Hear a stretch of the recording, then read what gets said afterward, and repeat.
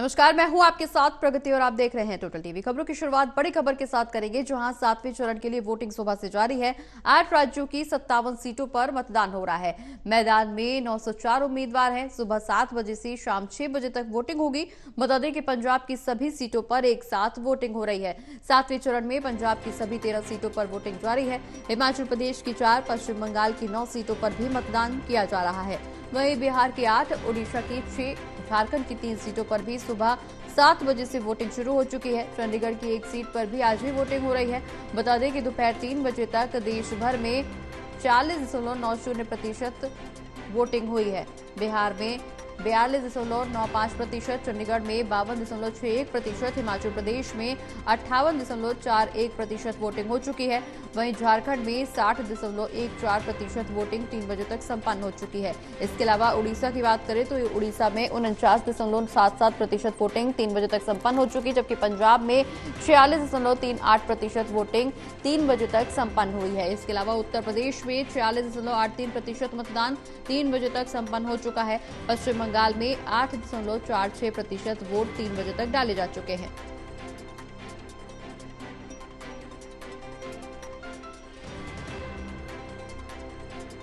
और खबर पर ज्यादा जानकारी के लिए हमारे साथ associate editor Pradeep Kumar ji phone line पर जुड़ गए। प्रदीप जी, सुबह से ही वोटिंग जारी है। अलग अलग राज्यों में 57 सीटों पर वोटिंग हो रही है। क्या कुछ माहौल देखने को मिल रहा है, चूंकि चुनावी प्रतिशत या मतदान प्रतिशत पे लगातार बढ़ोतरी देखने को मिल रही है?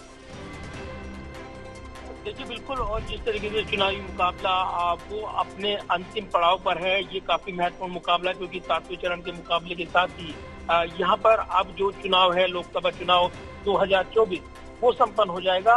तो ये एक बड़ा मुकाबला अब तक का रहा है। और आखिरी चरण में जो 3 बजे तक का आंकड़ा आया था, करीब 49% से ज्यादा का मतदान यहाँ पर हो गया था।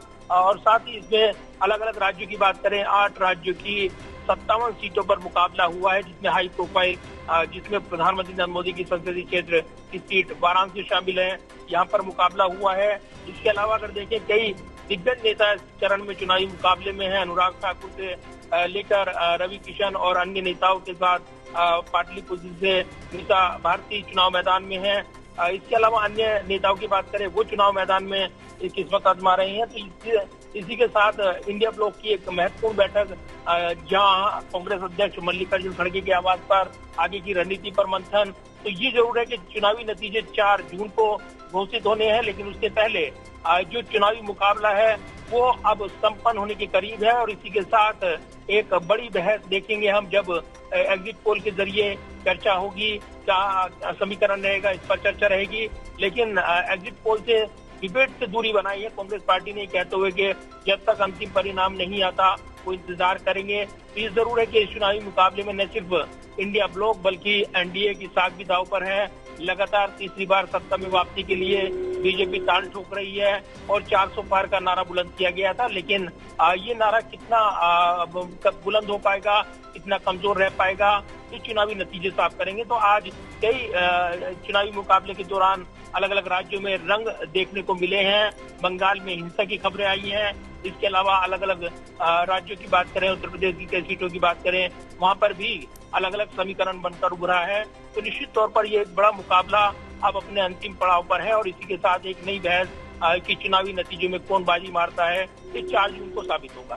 चलिए, बहुत बहुत शुक्रिया प्रदीप जी, ये तमाम जानकारी हमारे दर्शकों तक पहुंचाने के लिए। तो लगातार वोटिंग जारी है। शाम को 6 बजे तक ये वोटिंग रहेगी और अब 1 घंटा बचा है महज वोटिंग खत्म होने में। ऐसे में इस दौरान वोटिंग प्रतिशत का आंकड़ा लगातार बढ़ता हुआ नजर आ रहा है। हमारे साथ हमारे सहयोगी आकाश शेखर शर्मा उत्तर प्रदेश से जुड़े हुए हैं। आकाश, उत्तर प्रदेश की 13 लोकसभा सीटों पर भी वोटिंग लगातार देखने को मिल रही है। चूंकि 7वां चरण है और आखिरी चरण है, लगातार लोगों को जागरूक भी किया गया। क्या कुछ वहां पर माहौल देखने को मिल रहा है? हालांकि वोटर्स इस बार पूरी तरह से साइलेंट हैं। किन मुद्दों को लेकर के वोटर्स वोटिंग करने पहुंच रहे हैं, इस बात की समीक्षा कर पाना अभी कुछ मुश्किल जरूर नजर आ रहा है। देखिए प्रगति, अगर बात करेंगे उत्तर प्रदेश की तो भी, जिसमें हॉट सीट वाराणसी है, जो पूर्व प्रधानमंत्री जहां से नरेंद्र मोदी प्रत्याशी हैं, और जो आसपास के जो पूर्वांचल की 51.16 महाराजगंज, जो गोरखपुर सोनौली बॉर्डर पे है, नेपाल बॉर्डर पे, वहां पर अब तक मतदान हो चुका है। ये 3 बजे तक का मैं आपको आंकड़ा बता रहा हूँ। और वाराणसी की अगर हम बात करते हैं तो वाराणसी में 48.38, मतलब साफ है कि ये आंकड़े बढ़ेंगे और आने वाला जो फाइनल जो 5 बजा है कुछ देर बाद जो है वो फाइनल एक आंकड़े आएंगे, जिससे ये अनुमान बिल्कुल एक सहज लगाया जा सकता है कि 55 से 60% के बीच में ओवरऑल परसेंटेज होगा सभी जिलों का, जो 13 जिलों पे जहाँ पे भी मतदान हो रहा है, जो पहले से ज्यादा अच्छा माना जा रहा है। क्योंकि पहले कभी भी 3 बजे के समय में इस तरीके के आंकड़े नहीं आते थे जो आज देखने को मिल रहा है। मतलब बढ़ चढ़ करके लोग हिस्सा ले रहे हैं मतदान करने के लिए, और यही तस्वीर साफ होगी जब 4 जून को जो है जिस समय मतगणना होगी और किसके पाले में कितनी सीटें आती हैं, उसी चीज को सबका इंतजार है। और चाहे आम जनमानस की बात करें, चाहे राजनीतिक पार्टियों की बात करें, या दावों की बात की जाए, 4 बार का जो नारा लगा रहे थे, और खुद इंडिया गठबंधन की बात करें, तो वो सब सारी चीजें तस्वीर 4 तारीख को एकदम साफ हो जाएगी। चलिए, बहुत बहुत शुक्रिया आकाश, ये तमाम जानकारी हमारे दर्शकों तक पहुंचाने के लिए। हमारे साथ सहयोगी बिहार से संतोष तिवारी भी जुड़ गए। संतोष, बिहार में क्या कुछ माहौल चल रहा है? चूंकि सुबह से ही हम इस बात पर चर्चा कर रहे हैं कि वोटिंग में थोड़ी सी धीमी हो रही है, हालांकि दोपहर में वोटिंग प्रतिशत बढ़ता हुआ नजर आया। फिलहाल क्या कुछ मौजूदा स्थिति? देखिए, आपको बता दें कि 3 बजे तक जो रिपोर्टिंग थी वह 42% के आसपास था।